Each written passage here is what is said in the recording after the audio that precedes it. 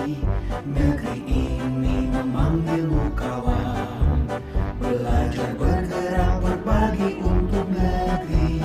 Guru penggerak majukan pendidikan, guru penggerak mengharap pada murid, kreatif rancang pembelajaran, hargai potensi tingkatkan prestasi.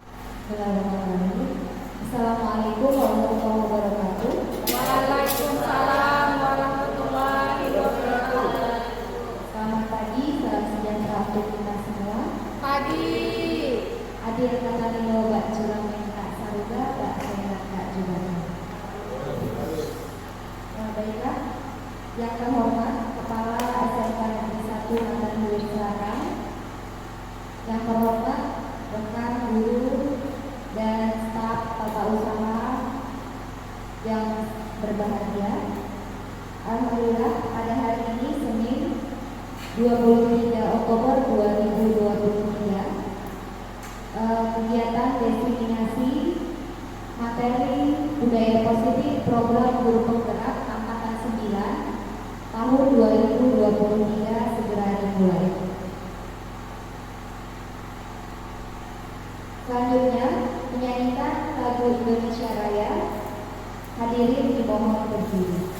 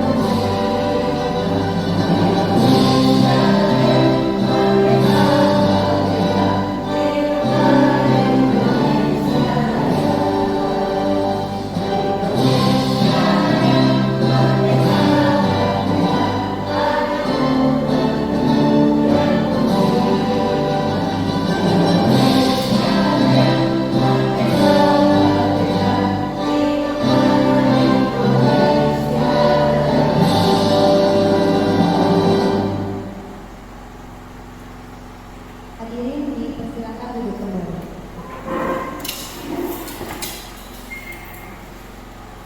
Alhamdulillah, puji syukur kehadirat Allah Subhanahu wa taala. Pada hari ini, pada pagi hari ini kita diberikan kesehatan dan nikmat oleh Allah Subhanahu wa taala, Tuhan Yang Maha Esa, sehingga kita bisa hadir di kegiatan diseminasi budaya positif program guru penggerak oleh Ibu R.A. Erminta SPD. Selawat serta salam kita haturkan kepada junjungan kita Nabi besar Muhammad SAW beserta para pejuang Islam dan kemanusiaan. Dan untuk membuka kegiatan kita pada pagi hari ini, marilah kita bersama-sama berdoa sesuai dengan agama dan kepercayaan masing-masing. Berdoa mulai.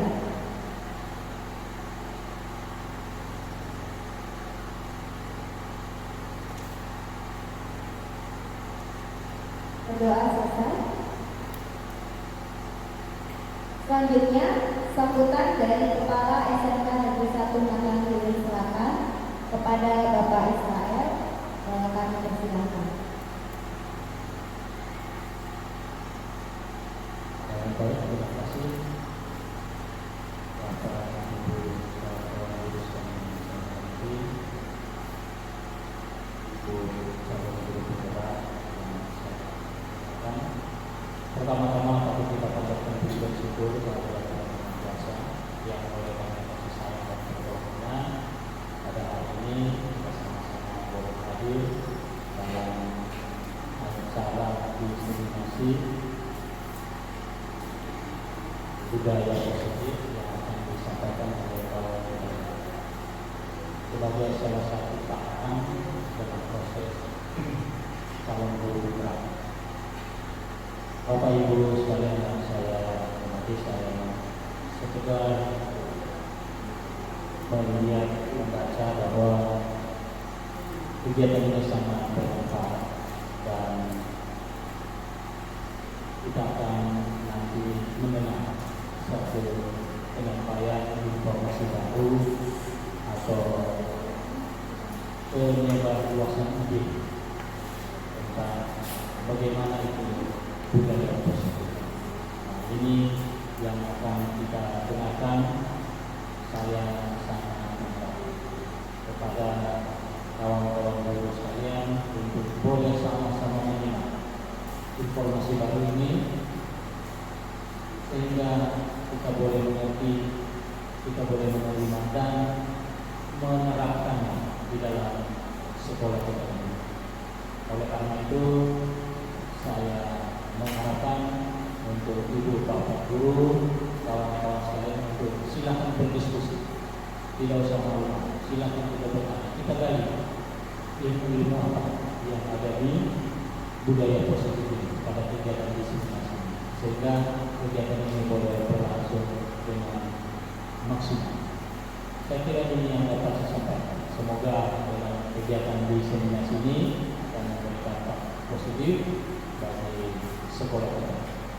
Sekali lagi ini yang dapat saya sampaikan dan saya ucapkan terima kasih.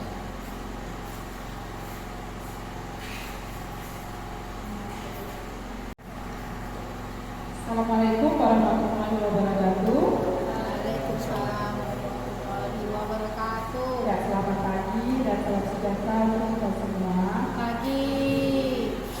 Ya, terima kasih Bapak Ibu telah meluangkan waktunya untuk mengikuti kegiatan diseminasi budaya positif berkaitan dengan kegiatan saya yaitu kegiatan guru penggerak. Ya, sebelum kita mulai materi kita pada pagi hari ini, sebelumnya kita SBK dulu ya, biar semangat. Bukan hanya siswa saja yang kita SBK, tapi guru-guru boleh di SBK. Mari Bapak Ibu berdiri dulu, kita SBK bersama-sama.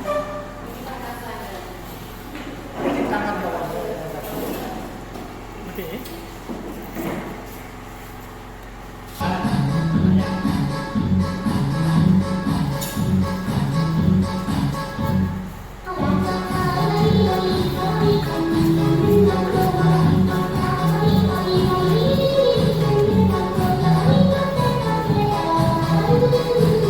you.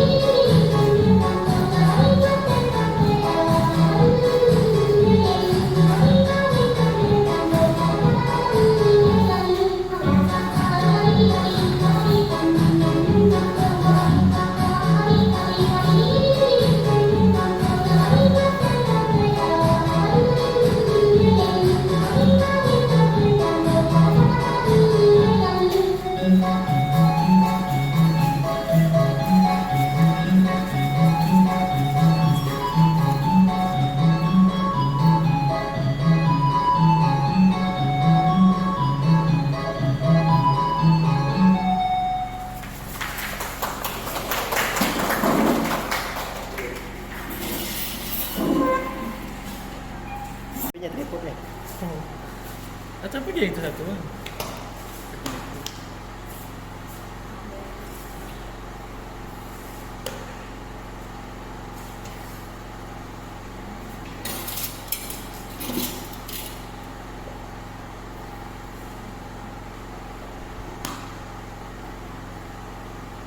Ya, terima kasih Bapak Ibu. Bagaimana, tetap semangat ya? Ya, sekarang kita masuk ke materi. Sebelumnya saya minta maaf. Saya di sini hanya berbagi ilmu yang saya dapatkan dari CGP agar ilmu kita itu berkembang dan bisa dipelajari dan diketahui dan diterapkan oleh Bapak Ibu semua yang ada di sekolah ini. Ya, di sini saya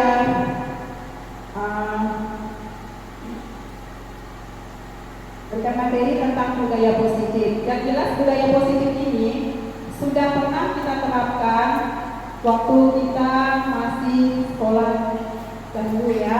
Nah, jadi budaya positif ini memang perlu kita terapkan dalam kehidupan kita, apalagi dalam proses pembelajaran. Ya, selanjutnya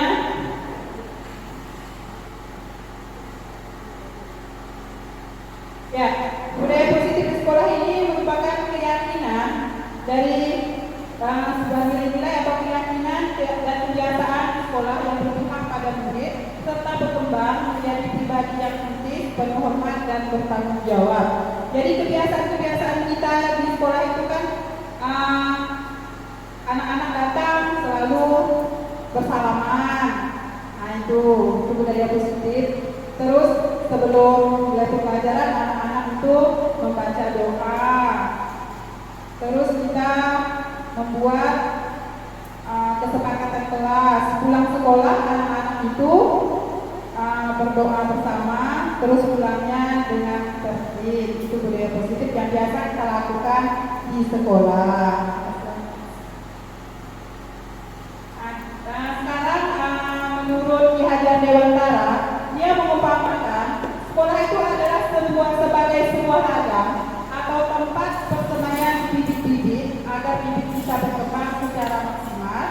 Maka petani dapat memperbaiki kondisi tanah, memelihara bibit tanaman, memberi pupuk dan air, membasmi ulat-ulat atau jamur yang mengganggu bibit tanaman dan lain sebagainya.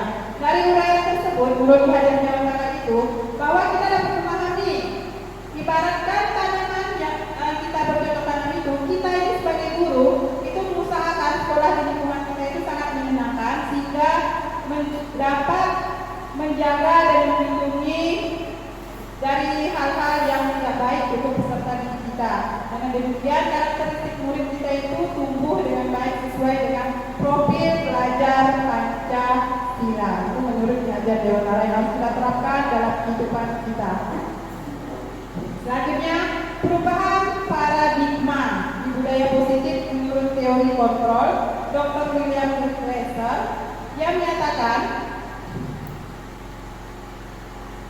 pada dasarnya kita ini tidak dapat memaksa murid untuk melakukan sesuatu jikalau murid tersebut memilih untuk tidak melakukannya. Meskipun demikian, guru sedang mengontrol perilaku murid. Hal-hal tersebut terjadi karena murid dikendalikan oleh kontrol mereka itu sendiri. Saat itu kontrol guru menjadi kebutuhan dasar yang dipilih murid tersebut. Teori kontrol menyatakan bahwa semua perilaku memiliki tujuan, bahkan terhadap perilaku yang tidak disukai. Jadi di sini guru itu sebagai pengontrol anak-anak kita ya. Ya, selanjutnya lagi ada ilusi bahwa semua pendukung positif itu sangat bermanfaat. Penguatan positif atau bujuk itu adalah bentuk-bentuk kontrol segala suatu usaha untuk mempengaruhi agar berulang suatu perilaku tertentu adalah suatu usaha untuk mengontrol murid tersebut.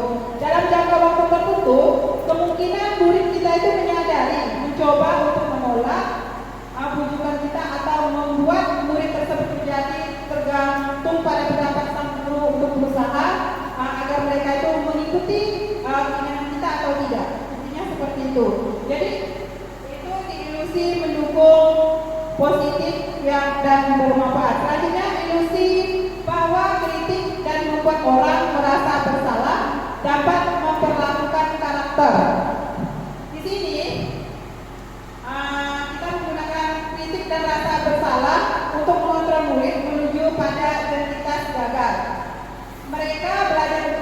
buruk tentang diri mereka.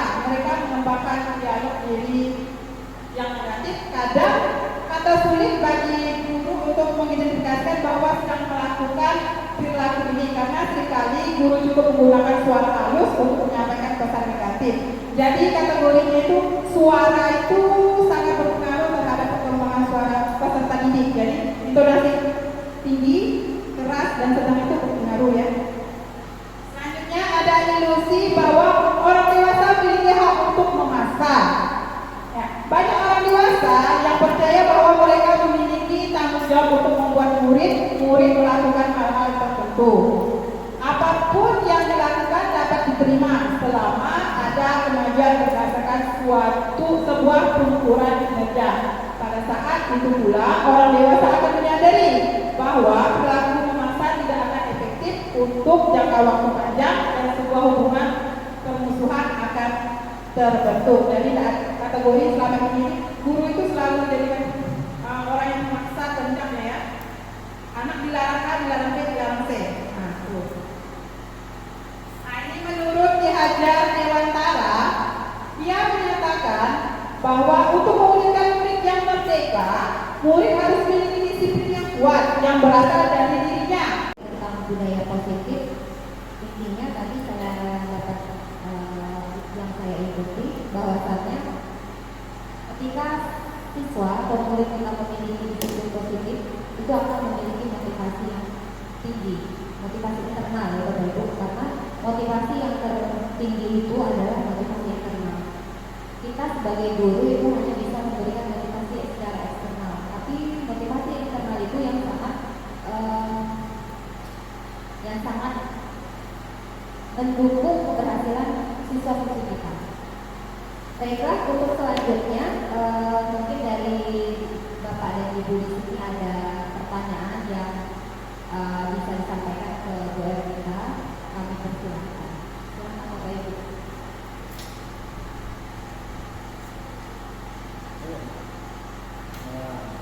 Ya silakan Bu Iin Fadliah.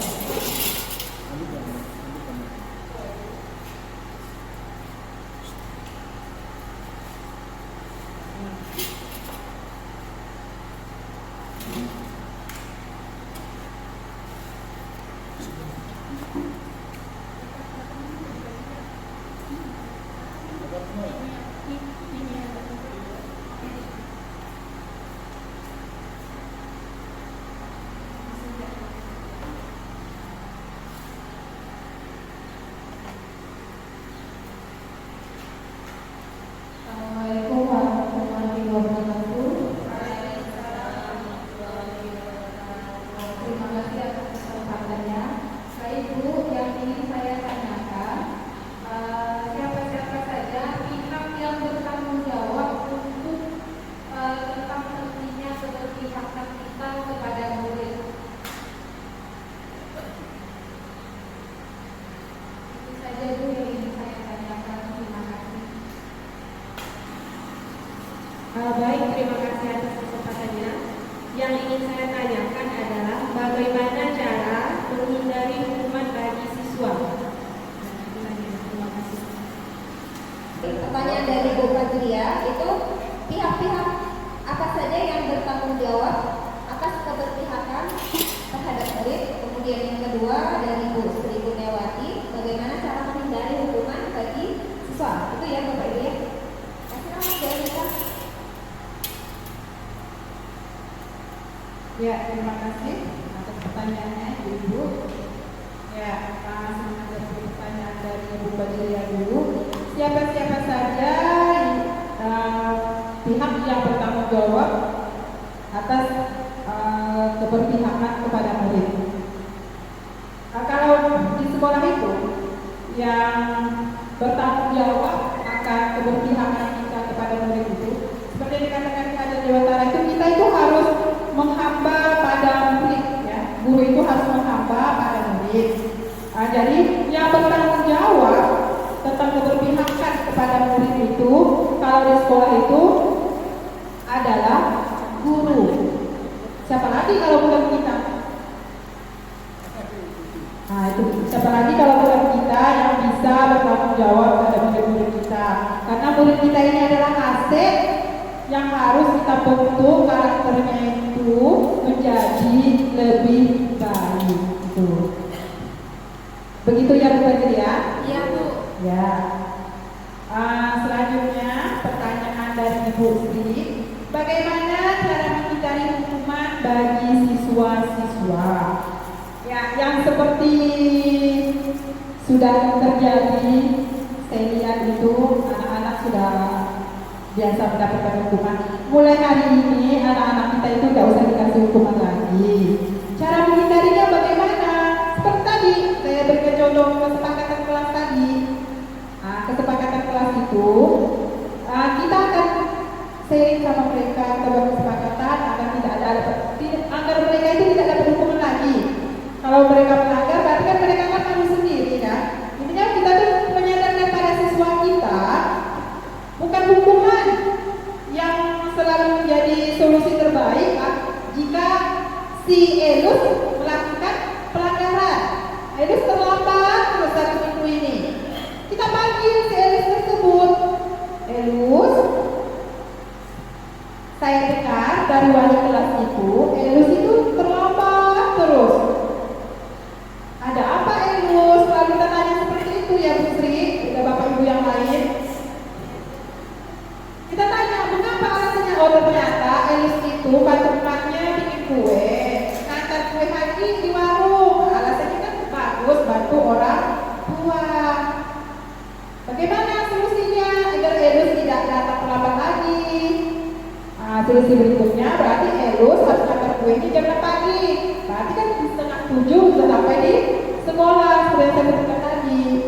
Jadi kita bicarakan sama anak tersebut agar anak tersebut tidak melakukan pelanggaran itu. Jadi dari restitusi 3 restitusi itu harus kita terapkan dalam proses pembelajaran agar anak kita itu kalau kita beri hukuman terus nanti efeknya itu nanti kita tua tuh ya ingat ibu itu tuh ngasih hukuman terus sama saya itu jangka panjang itu bang ringan.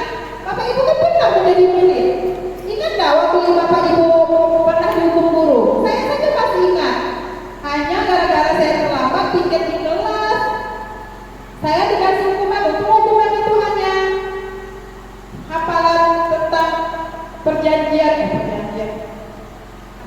janji pelajar saja, kan wajib hafal kita. Kalau yang lain kan bagaimana? Jadi hukuman itu dari sekarang Bapak Ibu kita hindari karena sangat berpengaruh negatif bagi anak-anak kita. Jadi jika ada siswa kita melakukan pelanggaran, kita panggil anak tersebut mengapa dan bagaimana ke depannya.